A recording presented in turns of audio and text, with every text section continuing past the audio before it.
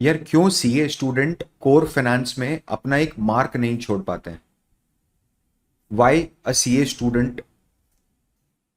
यार क्या रीजन है कि एक सीए स्टूडेंट कोर फाइनेंस में अपना एक मार्क नहीं छोड़ पाता है?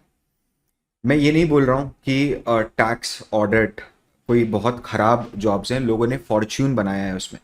ठीक है, there are people from our profession which are earning crores of rupees in practice और even in job as a big four partner, and वो लोग ऑडिट और टैक्सेशन में। बट यहाँ पर जो मैटर ऑफ डिस्कशन है, जो रादर जो पीओवी है, वो ये है कि फिनेंस में क्यों नहीं बना पा रहा हूँ। क्योंकि यार अगर आप देखोगे तो फिनेंस तो मैं एक एमबीए फिनेंस से भी ज्यादा डेप्थ में पढ़ता हूँ। हो सकता है टॉपिक सिमिलर हो, ठीक है, लेकिन जो मेरा सीए फाइनल का एसएफएम होता है, जो फाइनेंस फाइनल में जो आप फाइनेंशियल मैनेजमेंट पढ़ते हो, जिसको आप एएफएम भी बोला जाता है, तो वो यार उसका डेप्थ तो एमबीए फिनेंस से ज्यादा बेटर होता है। ठीक है, अपने टॉप प्रोफेसर्स हैं जो आप लोगों को पढ़ाते हैं। What is the reason? क्यों ऐसा होता है? क्या आप लोगों का ड्रीम है कि आपको फाइनेंस में करियर बनाना है? ठीक है, अगर डेफिनेटली आप अगर अभी तक देख रहे हो तो आपका ड्रीम है ही है। खुद से पूछो कि चार्टर्ड अकाउंटेंट्स को अपने ड्रीम रोल के साथ क्यों कॉम्प्रोमाइज करना पड़ जाता है। अगेन मैं ये चीज बोलता हूँ कि टैक्स और ऑडिट खराब प्रोफाइल्स नहीं है, they are very good profiles. But अगर आपकी इच्छा नहीं है तो आपके लिए वो खराब प्रोफाइल है। ठीक है, एक खराब ऑडिटर बनने से अच्छा है आप कुछ ना करो। अगर कोई ऐसा है जिसको फाइनेंस में जिसको ऑडिट और लॉ में बहुत इंटरेस्ट है, go ahead, do that. But जिनका वो ड्रीम रोल नहीं है उनका नहीं है। ठीक है, कई लोग हैं जो फाइनेंस को अपना ड्रीम करियर परस्यू करते हैं। Then why CAs have to compromise with their dream role? ठीक है, ऐसा क्या है जो एक सीए स्टूडेंट हमेशा गलत कर देता है, जिसके कारण सीए बनने के बाद उतनी क्वांटिटी में या उतनी इजीली आपके लिए उतना ज़्यादा इंडस्ट्री एक्सेप्टेंस आप लोगों का फाइनेंस में नहीं है, रादर हम लोगों का फाइनेंस में नहीं है, जितना एमबीए फाइनेंस का होता है। इनफैक्ट जितना डीयू के टॉप नॉर्थ कैंपस कॉलेजेस का होता है यार, वहां से वो लोग इन्वेस्टमेंट बैंकर उठा के लेके चले जाते हैं एसआरसीसी से। समझ रहे हो आप? सो ऐसा क्या गलत हम लोग कर रहे हैं, ये सब मैं आपको बताऊंगा इस सेशन में। This is Parth Verma and welcome to the valuation school channel. अपन बिना किसी देरी के फटाफट शुरू करते हैं। आप लोग पूरी अटेंशन के साथ बैठो, और अगर अभी आपके पास समय नहीं है इतना बड़ा वीडियो देखने का, आपको ऐसा लगता है, तो कोई बात नहीं, आप इसको सेव एज लेटर कर लो। लेकिन अगर आप बैठ रहे हो तो प्लीज़ आप अपना पेन और पेपर लेके बैठना। ठीक है, मैं आपको नेविगेट करने की कोशिश करूंगा कि आपके पास क्या क्या अपॉर्चुनिटीज़ हैं, इररिस्पेक्टिव आप सीए में किसी भी लेवल पर इस समय हो। ठीक है, whether you have just cleared the foundation and you are currently into intermediate, और यू हैव क्लियर्ड इंटरमीडिएट और you are into your CA final, या फिर आपने सीए फाइनल का एग्जाम अभी दे दिया है। ठीक है, या फिर आप सीए अभी बन चुके हो, आपको 2-3 महीने 6 महीने हुए हैं। It is relevant for each and every one of you. देखो यार, अ, अगर आप लोग अभी तक टिके हो और आपने मेरा पूरा वो डायलॉग सुना, आई एम प्रिटी श्योर कि आप लोगों का इंटरेस्ट तो है कि फाइनेंस में करियर बनाना है। अब मैं यहाँ पर आपको पूरी कोशिश करूँगा, ठीक है, बिना किसी बायस के, मैं 100% कोशिश करूँगा कि मैं आपको सब कुछ समझा दूँ। ठीक है, मेरी अंडरस्टैंडिंग के हिसाब से सिंप्लीफाई करके, in the simplest ever explanation. ठीक है, मैं पूरा आपके सामने नेविगेट करने की कोशिश करता हूँ। देखो यार, एक रोल होता है जिसको फाइनेंशियल प्लानिंग एंड एनालिसिस बोलते हैं। ठीक है, आप लोगों ने सुना भी होगा। ठीक है, एफपीएनए का रोल है।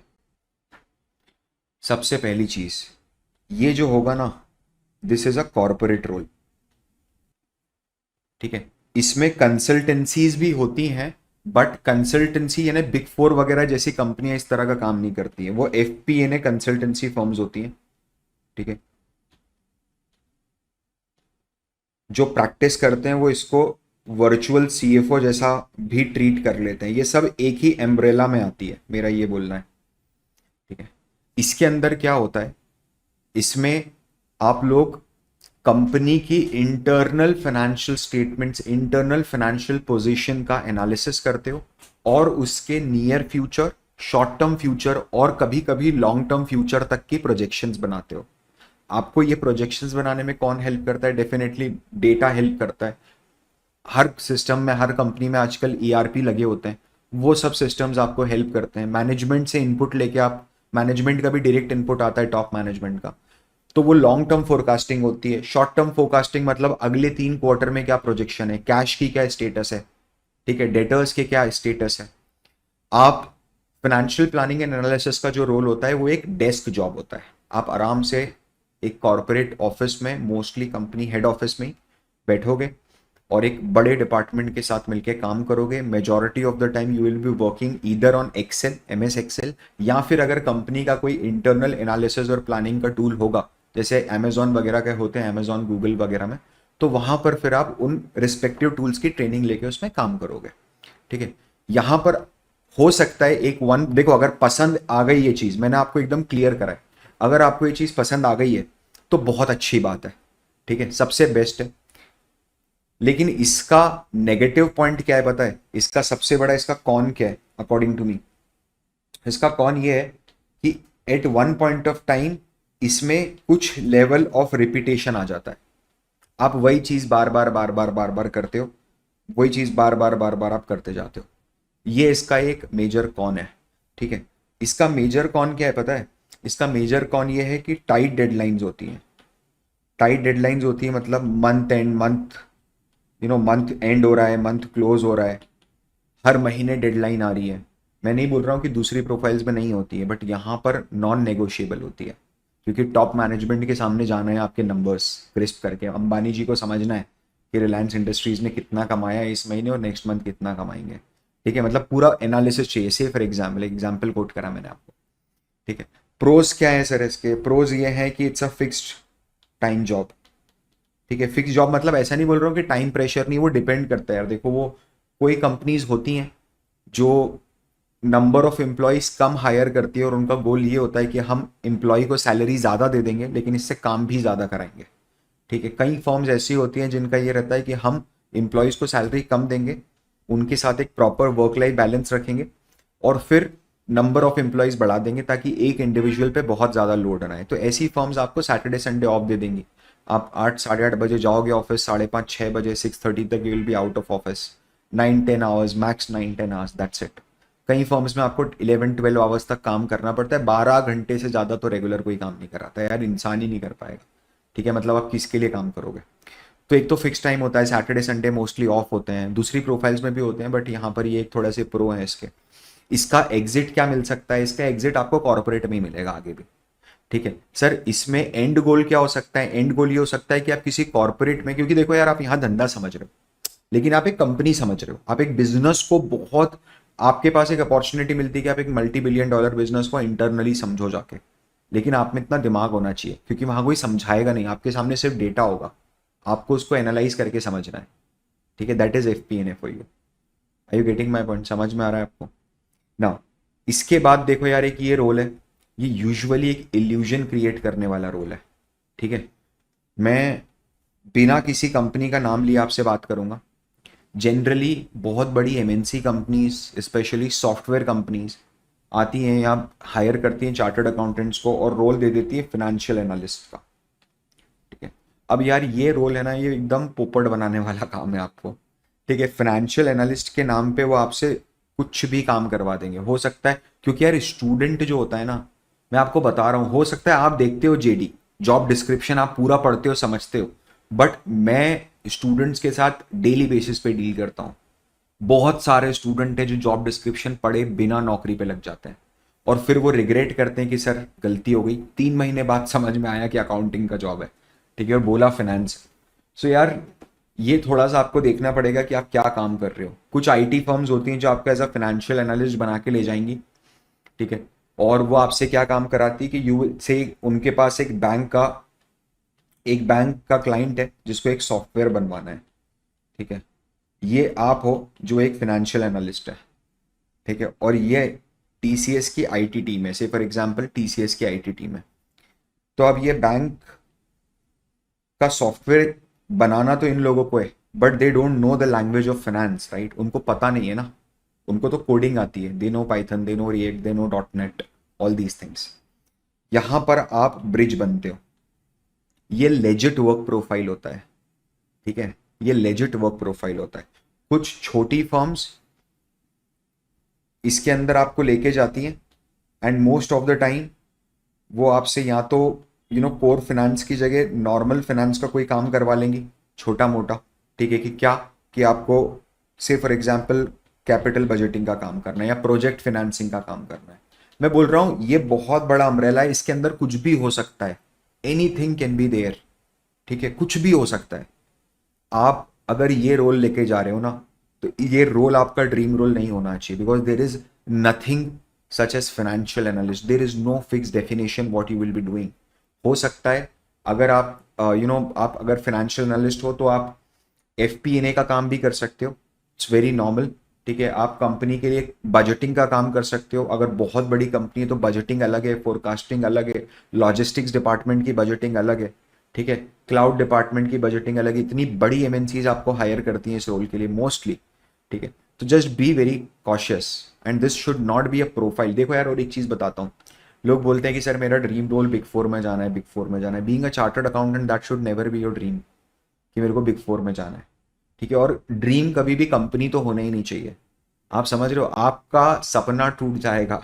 आप एक बार जब कॉर्पोरेट पॉलिटिक्स देखोगे ना, और आपको समझ में आएगा, वो कंपनी से आप नफरत करने लोगे कि once you be inside that company. मैं नहीं बोल रहा हूँ सारी कंपनियां खराब होती हैं, there are best of the employers. ठीक है, बहुत अच्छे एम्प्लॉयर्स होते हैं, बट यार ड्रीम कंपनी का मत बनाओ, ड्रीम प्रोफाइल का बनाओ कि मेरे को इस प्रोफाइल में जाना है। And I will be so lenient कि अगर मुझे एक छोटी फर्म में भी जाना पड़ा, एक बुटीक फर्म में भी जाना पड़ा इन्वेस्टमेंट बैंकर बन के, तो मैं जाऊंगा तो इन्वेस्टमेंट बैंकिंग एनालिस्ट बन के, कुछ भी हो जाए भाई, से फॉर एग्जाम्पल। ठीक है, इसके लिए अगर आज मुझे कम पैकेज से स्टार्ट करना पड़ा, ट्रस्ट मी डू दैट, लेकिन प्रोफाइल जोरदार होना चाहिए। आप आज उस बंदे के साथ कंपेयर नहीं कर सकते आपके पैकेज को जो बिग फोर में KPM बिग फोर के अंदर इंटरनल ऑडिट में लगा है, से फॉर एग्जाम्पल। ठीक है, उसका हो सकता है 11 12 13 लाख रुपए तक का पैकेज मिल गया हो, कोई बड़ी बात नहीं। स्टैट्यूटरी ऑडिट में लगा है 9 10 15 लाख 12 लाख 13 लाख का पैकेज मिल गया हो, आपको हो सकता है 6 7 लाख 8 लाख तक का ही पैकेज मिल रहा हो। इट्स एब्सोल्युटली फाइन, ले लो, 5 साल बाद देखना। समझ रहे हो, और अगर 5 साल बाद भी फॉर एनी रीजन अगर उससे कम पैकेज ही रह गया है आपका, वैसे तो होता नहीं है ऐसा, practically it is not possible, क्योंकि आप एक दो जंप ले चुके होते हो 5 साल में, आगे बढ़ चुके होते हो, प्रोग्रेशन कर चुके होते हो अपनी लाइफ में, सीखते हो आप, इवॉल्व होते हो, आपको समझ में आता है कि यार यहाँ पर अब मेरा लर्निंग कर्व खत्म हो गया, मतलब I have achieve my learning curve, there is no more learning for me. ठीक है, तो आप फिर डेफिनेटली आप आगे बढ़ने की कोशिश करते हो अपनी लाइफ में, वो बहुत प्रैक्टिकल है। Her that's a basic human nature यार, वी आर सर्वाइवर्स। ठीक है, तो हम लोग तो प्रोग्रेस ही करते हैं, हम लोग इवॉल्व हो रहे हैं कंटिन्यूसली, राइट, इवोल्यूशन चल रहा है। सो यार यहाँ पर है ना, थोड़ा सा ध्यान रखना है इस चीज़ का। आप लॉन्ग टर्म विजन के साथ जाना, आप ये सोच के जाना कि यार मैं वो कर रहा हूँ जो मैं करना चाहता था, आई एम सो लकी। ठीक है, इसके बाद एक प्रोफाइल है जो काफ़ी अंडररेटेड प्रोफाइल है अकॉर्डिंग टू मी। इसमें क्या होता है ना, इसमें ऐसा होता है कि लोगों को लगता है कि शायद चार्टर्ड अकाउंटेंट्स इस चीज़ के अंदर डोमिनेट ना कर पाए। ठीक है, but that is absolutely wrong. In fact अगर आप देखोगे तो जो भी एक बड़ी रिस्पेक्टेबल इक्विटी रिसर्च फर्म्स होती है, वहाँ पर जो रिसर्च एनालिस्ट होते हैं, it is very common that they are chartered accountants. बहुत कॉमन है कि वो लोग चार्टर्ड अकाउंटेंट होते हैं। उसका रीज़न पता है क्या होता है? इसका रीज़न ये होता है कि एक तो यहाँ पर आपको 2 3 तरह का नॉलेज लगता है, और वो एक CA के पास रहता है। मैं बताता हूँ कैसे। यहाँ पर you need knowledge of corporate law as a equity research analyst, you need the knowledge of corporate law आपको, क्योंकि अगर बैंक कुछ, अपनी कंपनी कुछ गलत कर रही है, जैसे रेम्यूनरेशन है, आपको पता है 5% का कैप है। ठीक है, तो आप जाके वो सेक्शन खोल सकते हो, you are comfortable in reading the law, that is my point. समझ रहे हो आप? दूसरा जो सबसे इंपॉर्टेंट है वो है कि आप फाइनेंशियल स्टेटमेंट्स को समझ जाते हो। ठीक है, फाइनेंशियल स्टेटमेंट एनालिसिस समझिए, इसमें सिंपल सा लॉजिक है बॉस। ठीक है, आप लोग कंसोलिडेशन की बैलेंस शीट बैठा के निकले हो, CA बने हो। ठीक है, आप अमालगमेशन का 16 नंबर वाला क्वेश्चन करे हो, 8 नंबर वाला, 10 नंबर वाला क्वेश्चन करे हो। ठीक है, आपने कॉम्प्लिकेटेड केसेस सॉल्व करें, दो एकेडमिकली करें, that is absolutely fine, but आपको सीखना पड़ेगा, सीख जाओगे, कोई बहुत बड़ी बात नहीं है। यहाँ पर नॉलेज लगता है जनरल ट्रेड फाइनेंस का, ठीक है, मार्केट्स का, ठीक है, एक जनरल नॉलेज लगता है। यहां पर नॉलेज लगता है टैक्सेशन का, क्यों नहीं लगता है, बिल्कुल लगता है। कंपनी को एनालाइज करना है, यहां पर नॉलेज लगता है अंडरस्टैंडिंग ऑफ ओवरऑल बिजनेस का। आप इसको बिजनेस एनालिसिस बोल सकते हो, ठीक है, आप इसको बहुत आराम से बिजनेस एनालिसिस बोल सकते हो, but this is absolutely the fact. ये फैक्ट है बॉस, आप समझ रहे हो मेरी बात। आप अगर आज प्रैक्टिस भी करोगे ना, अब देखना ना किसी सीनियर वो यही तो करता है और क्या, धंधा समझता है क्लाइंट का, बस ये होता है कि वो धंधा छोटे लेवल पे होता है, कपड़े की दुकान है बड़ी, ठीक है, कोई छोटी मोटी फैक्ट्री है, एसएमई है, ठीक है, कोई सॉफ्टवेयर कंपनी है छोटी सी, राजकोट अलवर जैसी जगह पर है, ठीक है, इस तरह का बिजनेस समझता है। टैक्सेशन, क्या आप नहीं बता पाओगे कंपनीज पे क्या टैक्स, यार पढ़ के आए हो यार, कैसे, मैं नहीं बोल रहा हूँ इस पे काम करना है, लेकिन ये आपका एज है। एक एमबीए फाइनेंस जो है ना, वो यहीं पर स्ट्रगल करता है पूरे टाइम, उसको नहीं समझ में आता डेबिट क्रेडिट क्या है, वो इंजीनियरिंग करके जबरदस्ती कूद गया है बिना काम के। समझ रहे हो आप मेरी बात। I am not digressing them, that's absolutely fine, still they are thriving. क्यों? क्योंकि वो स्मार्ट होता है। समझ रहे हो, you need smart people over here. General trade finance, उनको पढ़ने से डर नहीं लगता, आपको भी नहीं लगना चाहिए। मैं बता रहा हूं ये बहुत बड़ी अपॉर्चुनिटी है मार्केट में, there is acute shortage of equity research analyst. आप अगर इंटरनली समझ रहे हो इस चीज को, तो आप किसी से पूछो कि एक 5 to 6 year experienced equity research analyst का क्या पोजीशन, क्या आज के टाइम पैकेज में रिक्वायरमेंट डिमांड है। You just try to identify the number on your own. आप पता तो करो जाके क्या डिमांड है, और एक पता कर लो कि 5 साल के बाद टैक्स प्रोफेशनल का क्या डिमांड है, क्या सैलरी मिल रहा है ईयरली। 5 साल के बाद एक ऑडिट प्रोफेशनल को क्या सैलरी मिल रही है। Everything is available in public, ठीक है, सब कुछ पब्लिक में अवेलेबल है। यहाँ से एग्जिट मिल सकता है क्या, सबसे बड़ी चीज, क्योंकि ऑडिट और टैक्सेशन में अगर मैं काम करता हूँ तो मेरे पास हमेशा एक अपॉर्चुनिटी रहती है कि मैं मेरी खुद की प्रैक्टिस स्टार्ट कर सकता हूँ कभी भी बंद करके, ठीक है, मेरे नेटवर्क बनते हैं वहां पर, मैं वहां से अपनी प्रैक्टिस शिफ्ट कर सकता हूँ, यहां से भी कर सकते हैं। यहां पर आप सबसे बड़ी जो स्किल सीखते हो, वो स्किल सीखते हो कि आप एक कंपनी के बिजनेस को कैसे एनालाइज करोगे और किसी को बताओगे कि क्या आपने इसमें स्टॉक लेना चाहिए, आपका क्या एक्शन होना चाहिए, बाय सेल और होल्ड। इस प्रोसेस के दौरान आप एक सेबी रजिस्टर्ड रिसर्च एनालिस्ट बनोगे ही बनोगे, ठीक है। आप अभी जॉब के लिए कर रहे हो तो आपको एक सेबी है ना, 2 तरीके का लाइसेंस देती है। एक लाइसेंस इंडिविजुअल लेवल पे होता है और एक लाइसेंस ग्रुप लेवल पे होता है। से for example you got hired by Motilal Oswal, ठीक है, इक्विटी रिसर्च एनालिस्ट, तो Motilal Oswal is already a SEBI registered entity, right. तो सेबी आपको एक लाइसेंस बहुत इजीली देगी, इजीली मतलब रिलेटिवली इजियर तरीके से देगी, क्योंकि आपका सब कुछ क्लियर है and you are a employee of a SEBI registered entity, that too a SEBI registered broker, ठीक है। तो वो आपको एक रिसर्च का लाइसेंस दे देगी, but that license will be only valid till the time you are working with Motilal Oswal. इसके बाद आप अपने इंडिपेंडेंट लाइसेंस के लिए अप्लाई करो, अपनी खुद की प्रैक्टिस स्टार्ट करो रिसर्च एनालिस्ट की। कर रहे हैं लोग, कम्युनिटी बनानी पड़ती है, बस दैट्स इट, इतना ही है, इसके अलावा क्या है, राइट। फिर इसमें से और क्या एग्जिट लिया जा सकता है। देखो यार, अगर आप फंड मैनेजर बनना चाहते हो, आपका सपना है कि मेरे को पोर्टफोलियो मैनेजर बनना है, ठीक है, दैट इज योर ड्रीम, या I want to become a portfolio manager, तो उस केस के अंदर आपको बाय साइड रिसर्च फर्म में जाना चाहिए, ठीक है, जहां पर आप किसी फंड मैनेजर को असिस्ट करते हो डिसीजन मेकिंग के लिए। That is should be your pathway, क्योंकि वहां पर एनालिसिस करने का माइंडसेट थोड़ा सा अलग होता है और इधर एनालिसिस करने का माइंडसेट थोड़ा सा अलग होता है, दोनों जगहों पर डिफरेंस होता है, ठीक है। यहां पर रिटेल इन्वेस्टर्स के लिए शॉर्ट टर्म 6 मंथ्स का व्यू, 3 मंथ्स का व्यू दिया जाता है। यहां पर मतलब किधर, सेल साइड में, जो मोतीलाल ओसवाल का साइड है, ठीक है, जो एंजल ब्रोकिंग का साइड है, जो आप इनकी रिपोर्ट्स देखते हो, निर्मल बैंक की जो भी रिपोर्ट आप पढ़ लेते हो किसी भी ब्रोकर की, यहां पर रिटेलर्स पे बताया जाता है कि अगले क्वार्टर क्या पी रेशो होगा, अगले क्वार्टर क्या ईपीएस हो सकता है, कितना डिविडेंड दे सकते, वॉट आउट नॉट, ठीक है। नेक्स्ट क्वार्टर की ईपीएस पे फोकस रहता है मोस्ट ऑफ द टाइम, उनको शॉर्ट टर्म ट्रेडिंग कराई जाती है ताकि ब्रोकरेज बन सके हमारे बॉस का, that is the entire reason. Buy side में लॉन्ग टर्म व्यू हो सकता है शॉर्ट टर्म भी हो, बट वो रिसर्च बहुत एक्सक्लूसिव होती है, वो रिसर्च आप बाहर आउट नहीं करते हो, वो बाय साइड रिसर्च होती है। ठीक है, नाउ प्लीज अंडरस्टैंड, अगर आपको, क्योंकि इंडिया में हेज फंड नहीं होता है, आपको अगर पोर्टफोलियो मैनेजर बनना है, फंड मैनेजर बनना है, ठीक है, तो this could be your pathway. आप उसके बाद अपना पीएमएस ओपन कर सकते हो सेबी से लाइसेंस लेके, जो भी आपको रिक्वायर्ड। देखो सब कुछ रातों रात तो होगा नहीं कि मेरे को तो 22 साल की उम्र में पीएमएस बन के मूशी मूशी करना है ना, कि मेरे को तो तुरंत बस कुछ भी हो जाए। It's not, nothing can happen overnight. And आप खुद बताओ, मैं भी टेबल पे, और प्रैक्टिकली सोचना, मैं टेबल पे 10 करोड़ रुपए रख दूं, बोलूं चल बेटा लगा स्टॉक में इन्वेस्ट कर, would you be able to invest that amount of money? हाथ कब कब आएगा माउस चलाने में, समझ रहे हो आप? इतना आसान नहीं होता है, राइट? फिर इसके बाद क्या जॉब हो सकता है? कि वैल्यूएशन एनालिस्ट का जॉब होता है। ये है ना, this particular role is also a very good role. Why? What is the reason?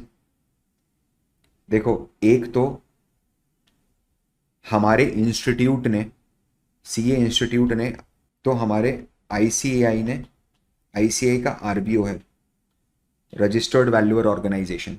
समझना, मैं लॉजिक बता रहा हूँ आपको, मेन रीजन बता रहा हूँ इसका। आईसीआई का आरबीओ है, वो आरबीओ में आप 3 साल की एलिजिबिलिटी होगी, आपको 3 इयर्स पहले काम करना पड़ेगा, उसके बाद आप आईबीबीआई के वैल्यूएशन सर्टिफिकेट रजिस्टर्ड वैल्यूअर बन जाओगे। इंडिया में आप खुद की इंडिपेंडेंट वैल्यूएशन प्रैक्टिस ओपन कर सकते हो, जहां पर रेगुलेटरी रिक्वायरमेंट है कि हमको तो आईबीबीआई वैल्यूअर से ही वैल्यूएशन रिपोर्ट चाहिए, वहां पर you are eligible to provide the report.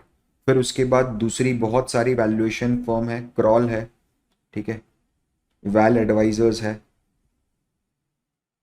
अरानका है, ठीक है, ऑलमोस्ट सारे बिग फोर्स हैं, ऑलमोस्ट सारे बिग फोर्स हैं। बहुत सारे इन्वेस्टमेंट बैंक्स हैं जिनको आप जानते हो, ये लोग भी as a valuation analyst hire करते हैं। और वैल्यूएशन एनालिस्ट में क्या हुआ है पता है अभी? स्पेशली वैल्यूएशन एनालिस्ट और इन्वेस्टमेंट बैंकिंग एनालिस्ट, ठीक है, इन दोनों के अंदर अभी एक विचित्र चीज क्या ऑब्जर्व हुई है वो मैं समझाता हूँ आपको, स्पेशली पोस्ट कोविड। ठीक है, पोस्ट कोविड क्या हुआ है वो समझाता हूँ। बहुत सारे ऐसे लोग थे जो सालों से इन्वेस्टमेंट बैंक्स में काम कर रहे थे, ठीक है, and they were just waiting for the promotion, या इधर दे वर गॉट फेड अप। और जब वो घर से पहली बार रिमोट में, क्योंकि investment bank is a high tension job, आपके लिए बहुत एक हाई प्रेशर एनवायरनमेंट में आपको काम करना पड़ता है, टाइट डेडलाइंस होती हैं, though they pay really well, but not everyone is able to. और फिर क्या होता है जब आपको एक एनवायरनमेंट चेंज हुआ, ठीक है, you got from working 16 hours 14 hours every day to working at a comfort of your home, ठीक है, to work at a comfort of your home. तो उस केस के अंदर लोगों को ये रियलाइज हुआ that let's start our own business, our own practice, our own small boutique valuation firm, our own small boutique investment banking firm. Group of people came together, started a partnership firms, और छोटी छोटी छोटी छोटी mushroom firms खुल गई हैं, बहुत सारी फर्म्स हो गई हैं, ठीक है। यहाँ पर they would be very happy to hire you as a chartered accountant. Again why? Because your understanding of financial statements, your understanding of business, ठीक है, योर अंडरस्टैंडिंग, आपको वो तो करना पड़ेगा, ये दोनों तो आपके पास हैं, ठीक है, but your understanding of the process of valuation, भले वो बेसिक लेवल पे हो, दैट्स ओके। आप समझ रहे हो, आपको कोई सीईओ बन के नहीं जाना है किसी वैल्यूएशन फर्म का, आप कोई सीनियर मैनेजर के रोल के लिए नहीं जा रहे हो, you are going as an associate, as an analyst, and if necessary as an intern also, why not? If you देखो यार, दो तरह के सीए स्टूडेंट्स मिलेंगे आपको। नंबर वन, ठीक है, नंबर वन, एक जो सीए बनने के बाद 1 महीने के लिए भी अपनी सैलरी डेफर नहीं कर सकता कि सर हालत बहुत ख़राब है, हालत बहुत ज़्यादा ख़राब है, कुछ भी हो जाए अगले महीने सैलरी आनी आनी चाहिए सर हाथ में। एक वो तरह का लोग है। दूसरी तरीके के कौन लोग हैं? जो ब्लेस्ड हैं, that their parents are saying कि ठीक है बेटा तू 1 साल और पढ़ ले, कुछ और करना है तो कुछ और भी कर ले, अभी नौकरी मत कर, ठीक है। अगर आपको अच्छी प्रोफाइल मिलती है and you come from a second category, मैं नहीं बोल रहा हूँ कि आप सीए की डिसरिस्पेक्ट कर दो भाई, ऐसे आप खुद का प्रोफाइल, आपको खुद की प्रैक्टिस भी शुरू करोगे तो कौन से पहले महीने लाखों रुपए बरस जाएंगे आपके, वहां भी तो पहले 2-3 साल 4 साल की स्ट्रगल ही है। अगर आप किसी बड़े शहर में स्टार्ट कर रहे हो, बॉम्बे में, ठीक है, इंदौर में, जहाँ पर वाकई में पहले से बहुत चार्टर्ड, अब इंदौर में कितने हजारों सी हैं, thousands of chartered accountants are there in such a small city, relatively small, मतलब जो रेशियो पर किलोमीटर पर चार्टर्ड अकाउंटेंट, वो रेशियो अगर देखोगे तो बहुत ज़्यादा है इंदौर का। ठीक है, आप लक्ष्मी नगर दिल्ली के अंदर आप स्टार्ट कर रहे हो अपनी प्रैक्टिस, मुंबई के अंदर आप नरीमन पॉइंट, अरे भाई भरे पड़े हैं ना ऑलरेडी, बहुत है। आपको टाइम लगेगा ना, यहाँ पर भी ठीक है, इंटर्न जैसा चले जाएंगे, क्या प्रॉब्लम है सर। यहाँ पर क्या सीखने को मिलता है, क्या करने को मिलेगा, आप कंपनीज को वैल्यू करोगे। सर किस चीज़ के लिए वैल्यू करेंगे, हो सकता है या तो रेगुलेटरी रिक्वायरमेंट हो, इनकम टैक्स के अंदर रेगुलेशन में रिक्वायरमेंट होती है, कस्टम्स में रिक्वायरमेंट होती है, कंपनीज को वैल्यू करने की रिक्वायरमेंट होती है। ठीक है, कई बार कंपनी लॉ के अंदर रिक्वायरमेंट होती है। कंपनीज अगर फंडिंग के लिए जाती हैं तो they also wanted to understand क्या वैल्यू है। कोई प्राइवेट कंपनी अगर अपने स्टॉक्स को बाय बैक कर रही है, जैसे जीरोधा ने करा था, they have bought back their own stock from their own employees, तो खरीदने के पहले पता तो होना चाहिए ना कि अपनी कंपनी का आज वैल्यूएशन कितना है। तो कई कंपनी सो मोटो भी कराती हैं। ठीक है, फिर कई बार आपको इन्वेस्टमेंट बैंक्स होते हैं, जो इन्वेस्टमेंट बैंक में डील का पार्ट होता है वैल्यूएशन, कि आपको वैल्यूएशन तक निकालना पड़ेगा। ठीक है, इक्विटी रिसर्च में भी वैल्यूएशन का रोल प्ले होता है, बट वहां पर आपको इतने डेप्थ में जाके वैल्यूएशन करने की रिक्वायरमेंट नहीं होती, and this is the reality. क्या है ना, आप कितनी भी डेप्थ में उतर जाओ इक्विटी रिसर्च में वैल्यूएशन करने में, कि मैं तो बिल्कुल चिंदी चिंदी कर दूंगा इसको, है ना, एकदम बिल्लोरी कांच ने मैग्नीफाइंग ग्लास और एक हाथ में सुई लेके उधेड़ दूंगा वैल्यूएशन पूरा, और फिर डिसाइड करूंगा कि मैं बाय करूं, तो भी आप गलत डिसीजन ले सकते हो, क्या गारंटी है। मार्केट्स आर अनसर्टन ना, you are depending on a, you are, see valuation is a exercise, it happens in Excel, your money goes in real market. ठीक है, markets are unpredictable, you don't know what will happen next week in the world, कहीं भी कुछ भी हो जाए, कोई देश दूसरे देश पे बम मार दे, क्या कर लोगे आप, एटम न्यूक्लियर बम मार दे, क्या कर लोगे आप। सब मार्केट्स एक साथ, पूरा ग्लोब गिरेगा, सारे ग्लोबल मार्केट्स एक साथ गिरेंगे, कोई भी जीत जाए कोई भी हार जाए कोई फर्क नहीं पड़ेगा। अगर इंडिया में इंडिया के बाहर कहीं भी पूरी दुनिया में इस समय कोई भी न्यूक्लियर अटैक होता है, सारे के सारे मार्केट्स कोलैप्स कर जाएंगे। ये तो बहुत सिंपल सी चीज है। तो अनसर्टन है, आप उसमें क्यों इतना दिमाग लगा रहे हो। आप अगर जहां पर आपको रिक्वायरमेंट है, कोर्ट केसेस के अंदर कोर्ट्स में रिक्वायरमेंट होती है, आपको एज ए लीगल एक्सपर्ट बनते हो आप, legal witness, friend of court बोला जाता है उसको। व्हेन अ जज हायर यू, और जज will, a court will hire you to assist the court in a matter जिसमें वो लोग एक्सपर्ट नहीं है, some technical matter like valuation, it is most common. Startups में ईसॉप्स के लिए लड़ी लेते हैं को फाउंडर्स। ठीक है, तो वहां पर ये अरानका जैसी फर्म है, crawl is like one of the biggest firms in world valuation में, इंडिया में ऑफिसेज हैं उनके। बिग फोर बहुत बहुत ज्यादा एक्टिवली बिग फोर हायरिंग करता है वैल्यूएशन में, यू कैन गो देयर यार, आप वहां जा सकते हो, अपना करियर बना सकते हो। ठीक है सर, इंडिविजुअल लेवल पे बताओ कि किस में सैलरी कितनी होगी, नहीं मैं नहीं बताऊंगा, उसका रीजन पता है क्या है। मैंने गलती करी थी वो आप मत करना। I chose my first job on the basis of money, कि मेरे को जो पहले पैसा दे रहा था मैं उसके पास चले जाऊंगा। डेफिनेटली मेरे रीजंस अलग थे, मैं डेस्परेट था उस टाइम पर, बट ठीक है, आपने इतनी फाइट मारी है ना, और फाइट मारना थोड़ा सा। मुझे पता है कि कैंपस में नहीं आएगा कोई भी फाइनेंस लेके, आई नो दैट। ठीक है, आपको आपको ऐसा लगता है कि आप कोई 3 4 5 दिन का कोई कोर्स कर लोगे उससे मेरी फाइनेंस में नौकरी लग जाएगी, बहुत देखो यार, जिसका लक है, जिसमें लिखा है, वो तो बिना कुछ करे भी हो ही जाता है उसका।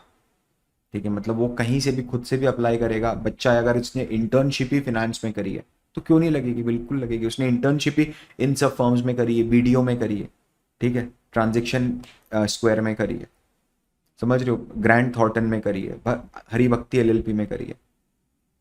तो यार वहां पर अगर उसने वैल्यूएशन में काम किया हुआ है ऑलरेडी, या इंडियन फर्म्स में भी छोटी फर्म्स में वैल्यूएशन में काम किया हुआ है, तो डेफिनेटली उसको एक चांस मिल जाएगा, उसको किसी की जरूरत नहीं है। तो उतना तो लग रहता ही है, बट मुझे पता है कैंपस में नहीं आएगा। ठीक है, आप लोगों को एफर्ट मारना पड़ेगा इसके लिए। ये सोच लेना कि एक अटेम्प्ट और लग गया, मतलब अगर मैं ये बोल रहा हूँ कि अगर, देखो यार, मैंने जितने भी सीए को फाइनेंस रोल में जाते हुए देखा ना, एक तो उसमें सबसे बड़ा एक रीजन ये भी होता है that why CA don't make a mark in finance, क्योंकि लैक ऑफ करेज हो जाता है। अभी क्या होगा ना, आप कैंपस में जाके बैठ तो जाओगे, पहली बात तो आइडियली आपके अगर डिजायर्ड रोल नहीं है तो आपको अप्लाई नहीं करना चाहिए। आप डेफिनेटली पे करो, कैंपस के अंदर इंटर करो, पोर्टल पे जाओ, सब करो। कंपनीज अपनी जेडी बताती हैं, कंपनीज अपने नाम बताती हैं, प्रोफाइल्स बताती हैं, समझो। अगर नहीं है तो मत अप्लाई करो, जबरदस्ती मत बैठो। ठीक है। लेकिन इसके बाद क्या होगा समझना, जैसे फॉर एग्जांपल आपने थोड़े से करेज के साथ कैंपस प्लेसमेंट छोड़ भी दिया कि चलो मैं तो छोड़ देता हूँ, 15-20 दिन बीतेंगे, आपके जो दूसरे दोस्त थे ना जिनका कैंपस में नहीं हुआ, उनका अब होने लग जाएगा ऑफ कैंपस। ठीक है, कोई अपने रेफरेंस लगा देगा, किसी के फादर चार्टर्ड अकाउंटेंट है तो पुराने दोस्त को फोन लगा दिया, कुछ हो गया कुछ हो गया। जब ऐसा होगा तो आप लोगों में एक फोमो आ जाएगा और फिर फाइनली आप क्विट कर दोगे। दैट इज़ वेरी इजी, ये बहुत आसान है आपके लिए करना। ठीक है ना। इसके बाद इन्वेस्टमेंट बैंकिंग एनालिस्ट, यार ये भी मैं बोलता हूँ कि अगर आपने पहले इन्वेस्टमेंट बैंकिंग में काम किया है, या आप देखो रैंक वैंक है तो वो सब एक्सेप्शन हो जाते हैं, आपको ये वीडियो भी कोई एंड तक देखने की ज़रूरत नहीं है। मेरे को कोई कैची सा थंबनेल बना के और एकदम वाह वाह करके मेरे को कुछ भी समझाने की ज़रूरत नहीं है आप लोगों को, एंड मैं वैसा करता भी नहीं हूँ। ठीक है, ऑनेस्टली मैं दिल से बात करता हूँ। आप आगे क्या कर सकते हो वो देख लो। ठीक है, what should be your next step. अगर आप लोगों के अभी सीए फाइनल के एग्जाम्स खत्म हुए हैं, ठीक है, योर सीए फाइनल एग्जाम्स अभी ओवर हुए हैं, जस्ट गॉट ओवर, तो आपके पास प्रैक्टिकली अगर आप देखोगे तो 2 महीने हैं। ठीक है, ठीक है, आप 5 दिन की एक ब्रेक ले लो, क्योंकि मुझे पता है हो सकता है आप कंटिन्यूसली 6 महीने से एक जैसा पढ़ रहे हो, is absolutely fine, take a good 5 day break. But उसके बाद ये जो 2 महीने ना, just don't waste these 2 months. ठीक है, इसको खराब मत करना बिल्कुल भी। आप क्या क्या चीजें तुरंत कर सकते हो, देखो कहीं भी कोई कोर्स मत लेना अभी, सबसे पहले नेवर डू दैट। आप है ना सबसे पहले जो जो भी चीज़, क्योंकि आपको अपना इंटरेस्ट ढूंढना है अभी इस पॉइंट ऑफ टाइम पर, हो सकता है आप फैसिनेटेड हो फाइनेंस के तरफ, जब आपको एक्चुअल में समझने को आएगा कि यार ऐसा कुछ होता है, ऐसा कुछ करना पड़ेगा। ठीक है, क्योंकि financial modelling is something which is not easy, because not everyone like Excel. सब लोगों को दिन भर बैठ के एक्सेल पे काम करना नहीं पसंद आता है, और एक्सेल में भी उसमें थोड़ा सा एडवांस नॉलेज चाहिए, और फाइनेंशियल मॉडलिंग में दिमाग भी चाहिए कि आप क्या लिंकेज कर रहे हो क्या नहीं कर रहे हो। तो उसके लिए ना आप अपना यूट्यूब चैनल जो है, इसमें फाइनेंशियल मॉडलिंग की मेरी पूरी एक प्लेलिस्ट है, बहुत बेसिक है। इसके बेसिस पे आप इंटरव्यू नहीं निकाल पाओगे, ये बहुत बेसिक है, ऐसा इंडस्ट्री में भी नहीं होता है। ठीक है, लेकिन ये अगर आपका डर है कि अरे बाप रे मैंने फाइनेंशियल मॉडल देख लिया मैं कैसे बना पाऊंगा, मैं वो डर निकाल दूंगा इसमें। ठीक है, आप अपना थोड़ा दिमाग अपना भी लगाओगे ना, तो आप, मैंने इसमें कुछ गलतियां भी करी हैं क्योंकि यार मैंने फर्स्ट टाइम रिकॉर्ड करा था, होता है। ठीक है, आप कमेंट्स पढ़ते जाना, उसमें कमेंट्स में मैंने मोस्ट ऑफ जगहों पर मैंने ही लाइक करा है उन कमेंट्स को, मैंने लिखा है कि माय बैड हमेशा, शुरुआत से लेकर के अभी तक। ठीक है, सो वो आप इसमें देखना, आपका ऑब्जेक्टिव फाइनेंशियल मॉडलिंग सीरीज को देखने का ये होना चाहिए कि आपको ये समझ में आवे कि अच्छा मैं कंपनी का बेसिक एनालिसिस कर पा रहा हूँ कि नहीं कर पा रहा हूँ। दूसरी चीज जो आपको तुरंत तत्काल 1 महीने के अंदर अंदर 2 महीने में करना चाहिए, कि आपको NISM 15 एग्जाम दे देना चाहिए अगर आपको रिसर्च एनालिस्ट बनना है तो, और नहीं भी बनना है तो दे के रखो ना, क्या प्रॉब्लम है। ठीक है, क्यों दे के रखो बोल रहे हो, कारण क्या, एक तो 1500 रुपए का एग्जाम है बॉस, ओनली 1500 रुपीज। दूसरा, being a CA student literally मैं बता रहा हूँ, it is easiest exam for you. इसकी एक बेसिक वर्कबुक है, ठीक है, वो वर्कबुक ले लो, नहीं तो इसकी भी अपन ने प्लेलिस्ट बना रखी है, मैं नीचे डिस्क्रिप्शन में भी डाल दूंगा, लेकिन इसकी भी अपन ने प्लेलिस्ट बना रखी है। ठीक है, वो प्लेलिस्ट नॉर्मल छोटे छोटे वीडियोज हैं, तुरंत आपको समझ में आएगा, बहुत बेसिक है। नीचे मेरे शॉर्ट नोट्स हैं जो मैंने दे रखे हैं, वो पढ़ लो अच्छे से, वर्कबुक एक बार घुमा लो, MCQs हैं वो अटेम्प्ट कर लो। ठीक है, इसके बाद एक बार ये हो जाता है, उसके बाद डिसाइड करो कि क्या मुझे और स्किल्स सीखनी है। अपने यूट्यूब वीडियो पे काफ़ी सारे दूसरे बड़े बड़े वीडियोस है, लाइक 45 मिनट का वीडियो है जो इन्वेस्टमेंट बैंकिंग के ऊपर है। ठीक है, इक्विटी रिसर्च के ऊपर और डेप्थ में जानना है तो बहुत सारे दूसरे वीडियोस हैं। ठीक है, आप आराम से देखो, बहुत सारा फ्री कंटेंट है, डोंट वरी। ठीक है, और खुद फिर डिसाइड करो कि आपको क्या करना है, बट जस्ट लेट मत हो जाना, क्योंकि लेट हो गए ना तो काम खराब हो जाएगा। ये 2 महीने रेडी नहीं मार सकते आप, आपको मैदान में उतरना ही पड़ेगा कुछ भी करके। ठीक है, इसके बाद सर ये 2 प्रोफाइल्स की भी बता दो, private equity and venture capital. देखो यार बताने में तो बता दूंगा, कोई प्रॉब्लम नहीं है। ठीक है, आपको भी पता है, TVS पिक्चर्स देखोगे, TVS pictures 2, the viral fever का चैनल का, यूट्यूब चैनल का, पिक्चर्स करके एक वेब सीरीज है, वो देखोगे आपको समझ में आ जाएगा। ठीक है, बेसिक भी आप पढ़ लोगे, मैंने पहले भी इन पे कंटेंट बनाया, आपको समझ में आ जाएगा PVC क्या काम करते हैं, बना हुआ है कंटेंट। लेकिन क्या यार प्रॉब्लम ये है कि क्या एक जहां से वो लोग बिल्कुल हायरिंग नहीं करते हैं, जैसे फ्रेशर में सीए नहीं लेते हैं, फ्रेशर लेंगे ही नहीं वो, समझ रहे हो, दे डोंट नीड फ्रेशर्स। वो छोटी टीम्स में काम करते हैं, एक पीई फंड होता है, एक वीसी फंड होता है, वो बहुत छोटी सी स्मॉल टीम होती है, ठीक है, दे के not afford a miss fire. वो एक गलत बंदे को हायर नहीं करते, कर सकते हैं, अफोर्ड नहीं कर सकते हैं उसको, उनके पास पैसे की कोई कमी नहीं है, they have huge amount of money with them. तो वो एक वॉर्टन एमबीए को हायर कर लेंगे ना, जब उनके पास पैसे की कमी नहीं है। तो मेरा बजट 50 लाख है, समझना, 40 लाख है, 30 लाख है किसी बंदे को हायर करने का, 25 लाख है किसी बंदे को हायर करने का, तो मैं एक सीए को हायर क्यों करूँ? जबकि वहाँ यहाँ पर इतनी एक्सपर्टीज की भी रिक्वायरमेंट नहीं है कि आपको एकदम डेप्थ में जाना है, ठीक है, कि यहाँ पर अकाउंटिंग और फाइनेंशियल स्टेटमेंट नहीं, तो बिजनेस अंडरस्टैंडिंग चाहिए, बहुत सारी दूसरी स्किल्स चाहिए। एलबीओ वेलबीओ भी होता है, मैं मना नहीं कर रहा हूँ, लिवरेज बाय आउट मॉडलिंग वगैरह सब होती है, आई एम नॉट डिनाइंग, ठीक है, but the problem is that they don't prefer us. जो अपना प्लेग्राउंड नहीं है उधर नहीं खेलने का जाके, ठीक है, चार्ली मंगर ने बोला था कि अगर मुझे पता है कि कहीं जाके मैं मरने वाला हूं तो मैं उस जगह नहीं जाऊंगा। He said that about leverage trading, कि आपको उधार लेके क्यों ट्रेडिंग नहीं करनी चाहिए, क्योंकि उसके बारे में उन्होंने ये चीज़ बोली थी कि जब मुझे पता है कि that's a nuclear bomb over there, TikTok TikTok TikTok, why should I go there. मैं ये नहीं बोल रहा हूँ कि आपके लिए न्यूक्लियर बॉम्ब है, दिस इज एब्सोल्युटली इम्पॉसिबल, और मैं डिस्करेज कर रहा हूँ, नहीं, the chances are very less, बड़ी प्रोबेबिलिटी अपने फेवर में नहीं है इधर, तो क्यों जाने का है, ठीक है। आई होप आपको ये वीडियो अच्छा लगा होगा, ये सेशन भी अच्छा लगा होगा, अगर अच्छा लगा है तो मुझे कमेंट्स में बताओ, और अगर आपको लगता है कि आपको अपने दूसरे सीए कलीग्स की भी मदद करनी चाहिए, अपने फ्रेंड्स की मदद करनी चाहिए, तो आप उनके साथ इस वीडियो को डेफिनेटली शेयर करो, ठीक है। तब तक के लिए this is Parth Verma signing off, bye bye.